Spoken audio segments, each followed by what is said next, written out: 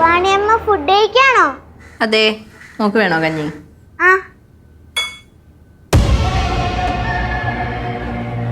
ദേവു,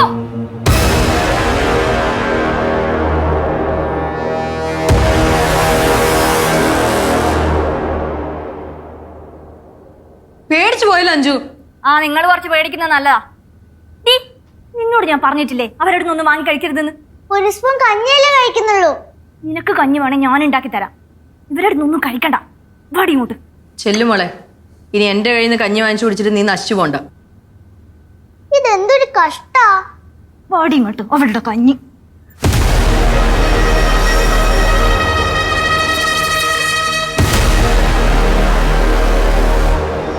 ഇതാണോ വക്കീല് വലിയ കൊട്ടുഘോഷിച്ച് പറഞ്ഞത്?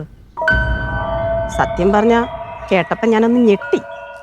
വക്കീല് ഞങ്ങളെ ചേർത്ത് ഫോട്ടോ ഒക്കെ എടുത്തു, എന്നിട്ട് എന്തൊക്കെയോ പറഞ്ഞു. ആ, ഇനി നീ ഇതൊന്നും ആലോചിച്ച് ടെൻഷൻ അടിക്കാൻ നിൽക്കണ്ട. വെറുതെ ആലോചിച്ചിരുന്ന് ടെൻഷൻ അടിക്കുന്ന പരിപാടിയൊക്കെ ഞാൻ നിർത്തി ചേച്ചി. നല്ല കാര്യം.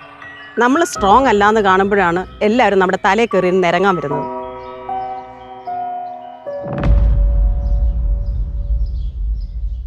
അമ്മ, ഇവരുടെ കൂടെ വേറൊരു സ്ത്രീ ഉണ്ടെന്ന് പറഞ്ഞില്ലേ?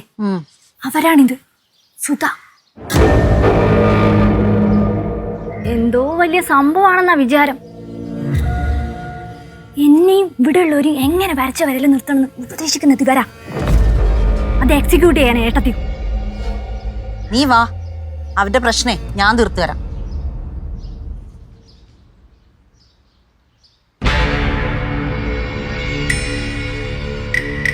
ചേച്ചി, ഇത് അഞ്ജുവിന്റെ അമ്മ.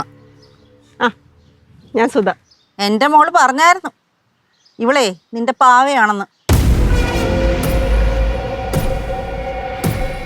നീ കീ കൊടുക്കുന്നത് പോലെ അവൾ എന്തും ചെയ്യുള്ളൂന്ന്. എന്തൊക്കെയാ അഞ്ജുന്റെ അമ്മ ഈ പറയുന്നേ? എനിക്കേ എല്ലാം അറിയാം. എന്റെ മോളെ ഇവള് തല്ലിയതേ നീ പറഞ്ഞിട്ടാണോ? നീ എപ്പോഴാ ഇവളെ തല്ലിയേ?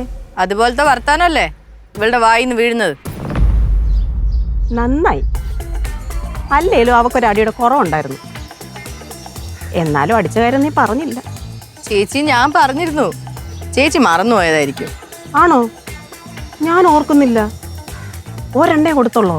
ആ, അതിപ്പോ അവളായിട്ട് ഇനിയും അവസരം ഉണ്ടാക്കും ചേച്ചി.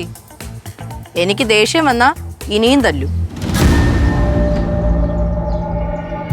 നിങ്ങൾ രണ്ടുപേരെന്താ എന്നെ കളിയാക്കുവാണോ? പിന്നെ അല്ലാതെ. വന്നപ്പോ മുതൽ നിങ്ങൾ തുടങ്ങിയതാണല്ലോ. നീ കണ്ടോ, നീ കേട്ടോ, എന്റെ കൊച്ചിനെ തല്ലിയോ? ആ തല്ലി. മര്യാദക്കല്ലേ ഞാൻ ഇനിയും തല്ലു. എന്തേ? എന്നാ നീ തല്ലി നോക്കടി. ഓ, ഇപ്പൊ ഇവിടെ തല്ലാൻ എനിക്കൊരു മൂടില്ല. അല്ലേ നോക്കായിരുന്നു. ചേച്ചി, ഞാൻ എപ്പോഴും ആലോചിക്കും ഇവക്ക് എവിടുന്നാ ഇത്രയും വൃത്തികെട്ട സ്വഭാവം കിട്ടിയതെന്ന്. ഇപ്പോഴല്ലേ അതിന്റെ ഉറവിടം മനസ്സിലായത്. ഇവിടുന്ന് നേരെ പകർന്നങ്ങ് കൊടുക്കുമായിരുന്നു.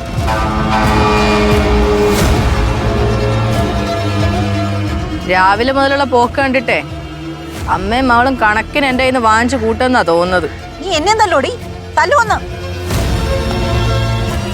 നിങ്ങളെ തല്ലണമെന്ന് എനിക്ക് ഒരു നിർബന്ധവും ഇല്ല.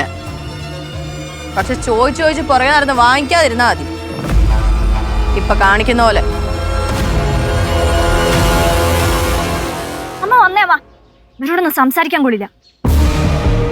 ഇവൾക്കേ എന്നെ പറ്റി വല്ല ധാരണയില്ലാത്തോണ്ടാ എന്നെ മുന്നിൽ നിന്ന് ഇങ്ങനെ പ്രസംഗിക്കുന്നത്.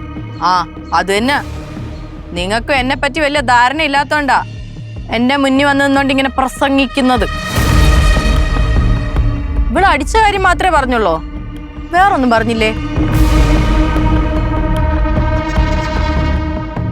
എന്റെ PSC എക്സാം മുടക്കണമെന്ന് വലിയ വാശിയായിരുന്നു മോക്ക്. ഒടുക്കം ഞാൻ ഉറക്ക ഗുളിക കലക്കി കൊടുത്ത് ഉറക്കി കിടത്തിയിട്ടാ എക്സാമിന് പോയത്. ഉറക്കുകൂടെ കൊടുത്തെന്നോ? അതിലേറ്റവും വലിയ തമാശ എന്താന്ന് വെച്ചാലേ, ഞാൻ എക്സാം എഴുതി തിരിച്ചിവിടെ വന്നിട്ടും ഇവൾ ഉറക്കം എണീറ്റിട്ടില്ലായിരുന്നു. അതൊന്നും പറഞ്ഞില്ലേ? അങ്ങനെ എന്തൊക്കെ കാര്യങ്ങളാ. ഈ വീട്ടിലെല്ലാം ഒരു ഗിവ് ആൻഡ് ടേക്ക് പോളിസിയാ അല്ലേ അഞ്ജു?